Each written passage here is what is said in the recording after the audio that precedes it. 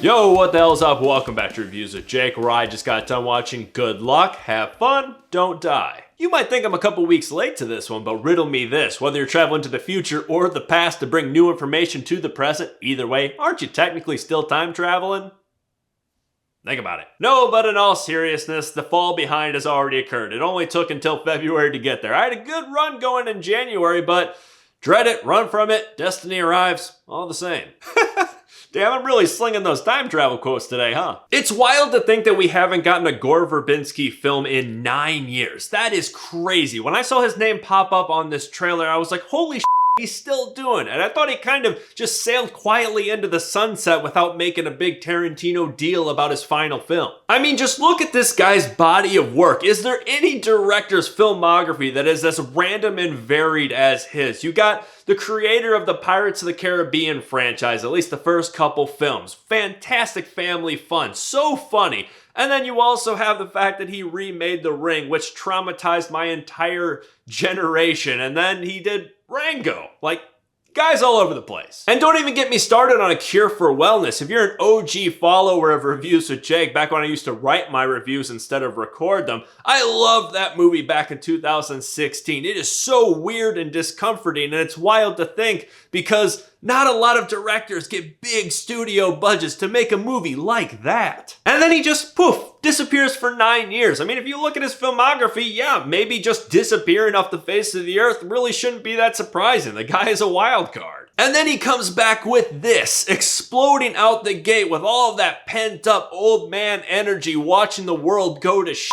with technology here, just building and building the last 9 years like the veiny kid meme going on. He clearly had something he had to get off his chest with this film, and for the record, I was here for it. Let's kick off the pros with the writing and the comedy. Clearly, Gore Verbinski can write for the chuckles, having given us one of the most iconic, funny characters in cinema history in Captain Jack Sparrow, but this was something entirely different. This was satire, which can be a very powerful comedic tool if utilized properly, and he used it to perfection here. The humor is bleak, dark, and spot the hell on. I mean, it is just a perfect mirror being held up to society and our tainted and toxic relationship that we have with technology and our phones. This movie is so bold and topical and does not pull any punches because it really can't, because satire doesn't work if you are pulling back your punches. This movie at times almost plays like an episode of Black Mirror with some of these technology and how they handle it, but instead of playing it straight like Black Mirror does, they inject comedy,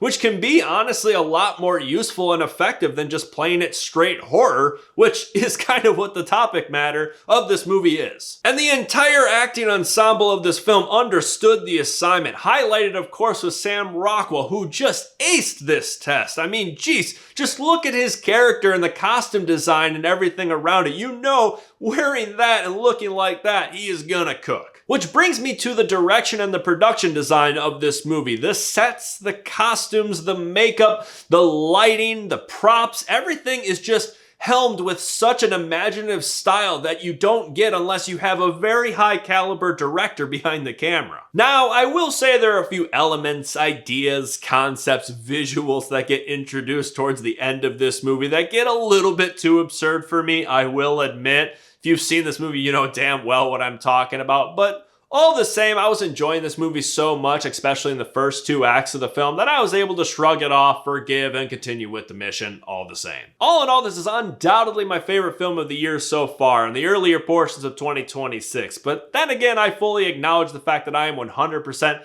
the targeted demographic audience for this particular movie. I mean, if I was sitting in the diner that the first scene of this movie takes place in, when Sam Rockwell kicks in the door trying to recruit people with a big old monologue, he would have had me in the first sentence or two. You don't have to go on a whole thing. Sign me the up. I am very curious to see how the younger generation and younger audiences respond to this movie, because they definitely take the most direct shots on this humor. And normally with parody, normally the people on the safe end of the barrel respond and find it a lot more funny and effective than those on the receiving end, from what I've seen. I'm very interested to see how this movie ages over the next several years, almost to an idiocracy degree. But in this day and time, I thought Gore Verbinski nailed this one. I definitely recommend you go see it. Like, now. Like, stop scrolling through more bull and go see the movie. Best case scenario, you go see the movie without ever hearing me tell you to do so. Maybe, just maybe, you go see it, get so inspired by its message that you put your phone down forever and you never see this thing.